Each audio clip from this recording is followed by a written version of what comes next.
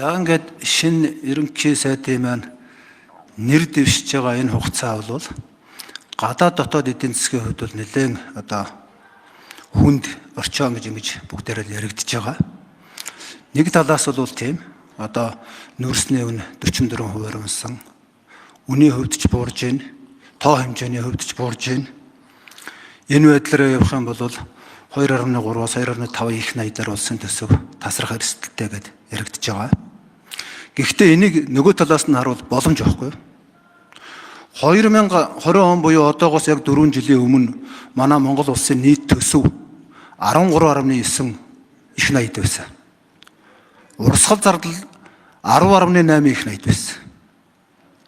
Сая 25 онд төсвийг 33.4 их найдаар баталсан. Урсгал зардлыг 25.3 их найдаар баталсан.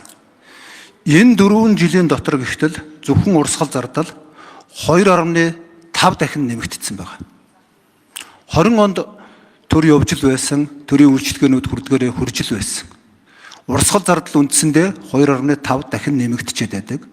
Өнөөдөр худал хуурмаг явдал, хулгай зэлгээл ихсэж байгаа болохоос биш энэ бүтээмжтэй байдал алдагдсан. Тийм учраас танд асуух зүйл нэгдүгээрт байгаа. Энэ урсгал зардлыг ерөөсөө богино хугацаанд 20%, дунд хугацаанд 50% хүртэл бууруулаач.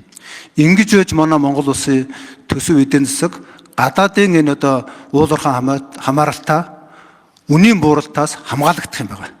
Өнөөдөр 25-26 их найдын бид нар урсгал зардалтай байхад энэ нүүрсний үн алт цэсийн үн жоохон хөдлөх төдийдл бид нар байнга ийм эмзэг байдалтай байна. Хоёрдугаар тийм их хэмжээний урсгал зардалтай байхад хөрөнгө оруулалт хийх ямар ч орчин бүрдэхгүй. Энэ тал дээр нэг тодорхой хариулт өгөөч. Хоёр дахь асуулт нь өнөөдөр иргэд аж ахуйн нэгжийн татврын болон нийгмийн даатгалын ачаалал дээд хэмжээнд туллаа. Үүнийг та 20%-аар бууруулж чадах уу? Ойрын үед. Ер нь бол энэ дээр эрс шийдэмгийн арга хэмжээ авахгүй бол бизнес аж ахуйн нэгжүүд иргэдүүд бүсөө чамглаад тардагтаа туллаа шүү. За татвар нийгмийн даатгалын шинжилгээ реформыг хэрэгжүүлнэ гэдэг би олон давтаж хэлсэн. Ер нь бол татварын талаар нэмэгдсэн үртгийн албан татварыг буцаан олголтыг нэмэгдүүлж иргэдийн нуруунд дээр иргэн бүрийн худалдаа авахтаа төлж байгаа ямар орлоготойгоос их самбаранд төлж байгаа энэ татварын дарамтыг бууруулах ийм зарчмын чиглэл баригдсан төлж байгаа. За нийгмийн даатгалын шимтгэлч гэсэн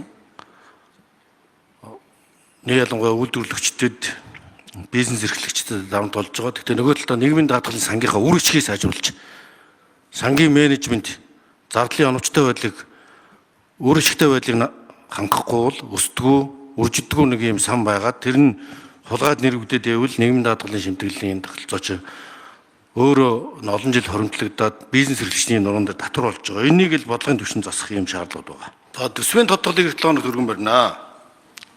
За урсгал зардлыг бууруулах асуудлаар бол энэ урсгал зардлын өсөлтийн дийлэнх хэсгийг нь цалин өслийн нэмэгдэл эзэлж байгаа.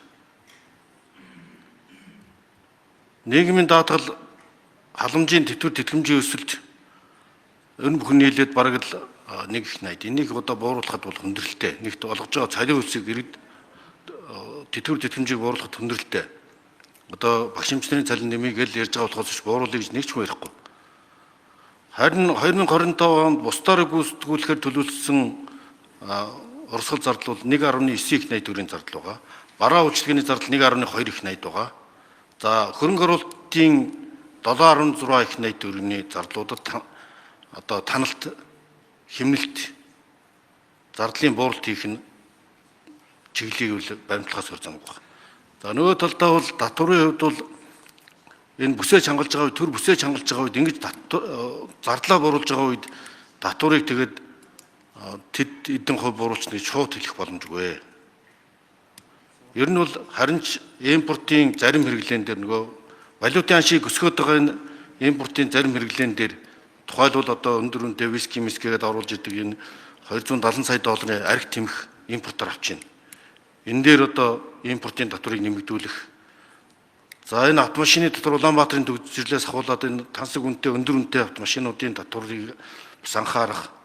Гэх мэтлэн ийм бодлогын төлөвлөлтүүдийг хийх заашгүй шаардлага болно. Нийт ард иргэдийнхээ мастер авчруулах татварын дарамтыг бууруулад харин тансаг хэрэглээ гэж нэрлэж байгаа хэд өндөр үнэтэй хэрэглээн дээр татвар оногдуулах, арх тамхин дээр татвар, импортын арх тамхин дээр татвар оногдуулах юм болцоо ийм шаардлага бол гарна гэж бодож байна. Татварын асуудал бол дээд хэмжээндээ тулсан. Энэ бүтээмжийн асуудал ярьж байгаа шүү. Одоо зохиолбол энэ олон жилүүдийн дотор бид нар валютын ханшиг өсгöd байгаа ганцхан зүйл нь шатхуунаа дотооддоо үйлдвэрлэх болох асуудал шүү дээ. Тэгэхээр энэ татварыг одоо хэрэглээ буруулахаас илүү дотооддоо бүтээмжтэй явуулах хэрэгтэй.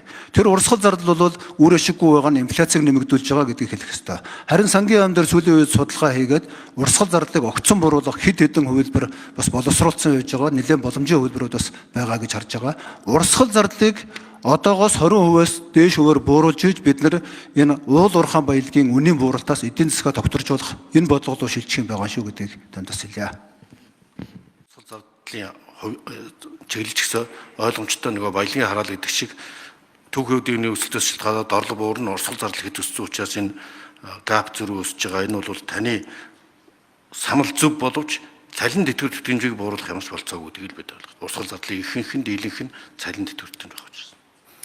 Зүгээр бүтээмжийн шинжилгээр 1.7 их найд тэр саяны урсгал зардлуудыг танах тийм бололцоонууд бол янз бүр. Яг тоон дээр чөтгөр детальд байдаг учраас тоонд байдаг учраас тэр талаар та бас саналаа хэлээд төсвийн тодтол дээр оролцоод ажиллаарай. Дараа 7 хоногт хөрөнгө гэж. За ер нь яамдуудын тоог цөөлөл нэр усын солиод ирэхээр л бас тагаал баахан зардал гардаг. Тэрнээсээ илүүтэй зардал гаргадаг үндэсний хороод зөвлөл гэж 59 үндэсний хороо зөвлөл. За 3 одоо яамны статустай хороо байна. Энэ чиг үүргийн шинжилгээж чин үүргийн давхардалтай ийм хороодыг цомгдох нь маш том зардал илүү одоо үр ашиггүй байдлыг хэмнэх болцоо гэж ихний ээлжинд бодож байгаа. Энэ чиглэлээр судалгаа хийж бүтэц бүрэлдэхүүний тухай хуулийг өргөн барих та энэ талаар тодорхой танилцуулах болно.